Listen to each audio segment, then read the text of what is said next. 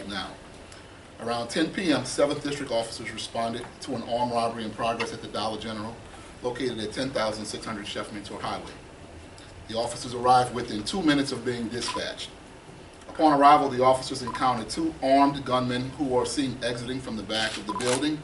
And while we're still investigating who fired first, or even if any gunfire was exchanged at all, we do know that two of our officers did fire their weapons, fatally striking and killing one suspect, a 21-year-old black male.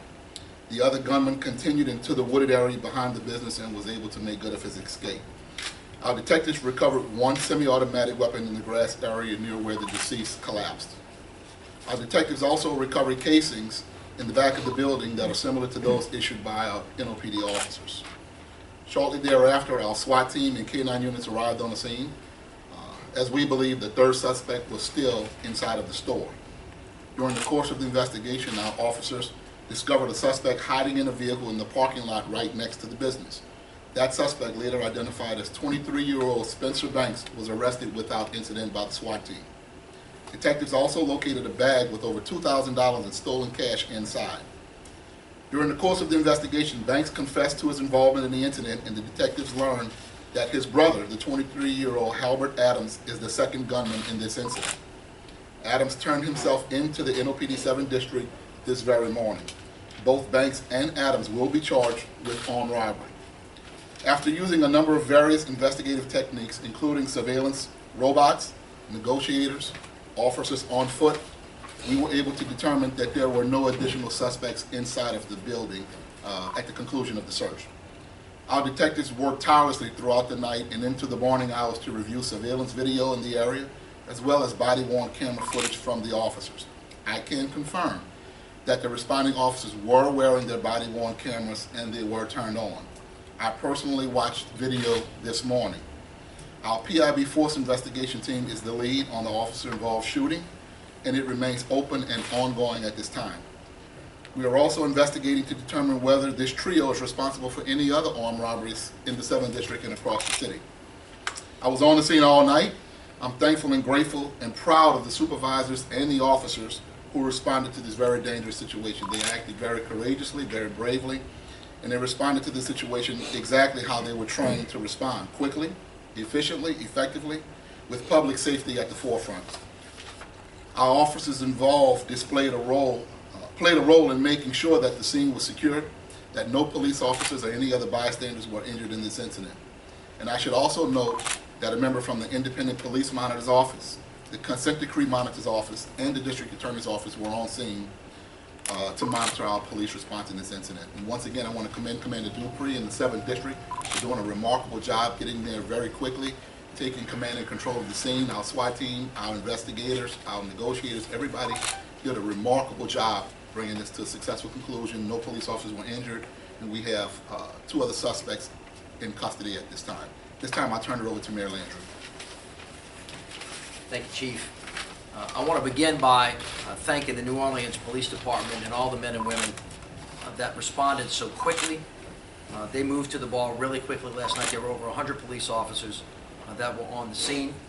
They responded quickly enough to catch the perpetrators in action at the time, and had a number of employees in the store. It was a very, very dangerous situation. They stopped the armed robbery that was in progress, and we now know that there are 3 individuals that were involved in that. It was a very, very dangerous situation. They risked their lives, but they acted quickly, and it was a very effective response to a very, very dangerous situation. And I just want to thank them for the incredible work that they did last night. I was on the scene after the incident. I can personally attest to the swift and quick response, to the incredible coordination that took place from the incident commander all the way down to the officers that were on the scene at the time. SWAT and the other special units moved in. They did their job. The people of New Orleans will be very proud of how incredible their NOPD was last night. I'm in constant communication on this issue with the chief. Of course, we got out of there about 2 o'clock this morning, I think. Chief Westbrook and her team stayed out there. I want to reiterate that the system is working exactly like it was supposed to. As soon as there was information that it was an officer-involved shooting, the Independent Police Monitor was notified. The Federal Monitor was on the scene.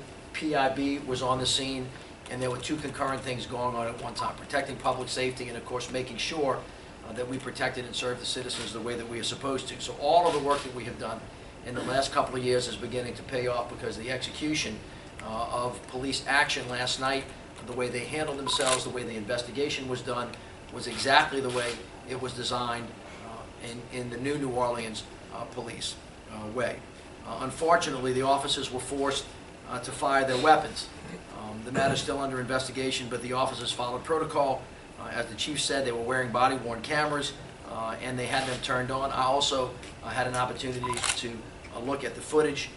The individual that is now deceased was found with a gun lying next to his body.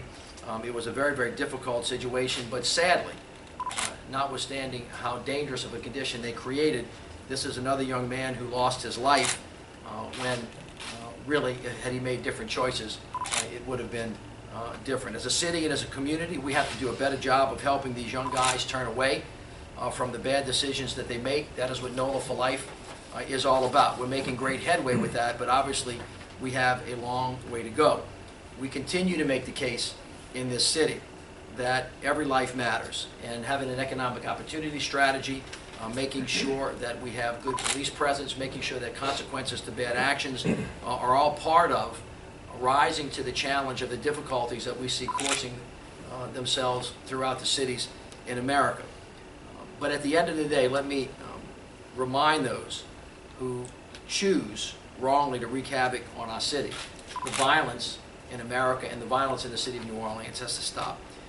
Those who put down their guns, the city is more than ready and willing to help stand up, to get the resources they need, whether it's job training, mental health, substance abuse, whatever it is, we are there to help, and we want to. But if you continue to choose a life of crime, if you continue to choose to threaten the law-abiding citizens, folks that are just trying to make a living and support their families by working late at night, and you turn to a crime of violence and you threaten them, or you threaten the lives of other folks, the city and the state and the federal officials are going to work together at all levels in an unprecedented way.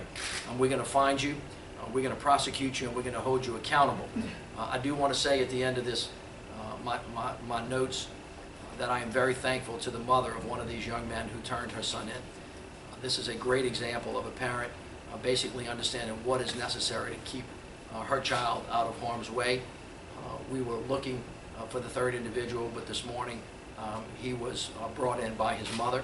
And as I've said many, many times, the violence in the city is not going to stop until all of us as a community take responsibility, families take responsibility, and that we all work together to make sure that it is a peaceful place for everybody, and hope that these incidents never present themselves to us again. But finally, again, I want to thank the men and women of the NOPD.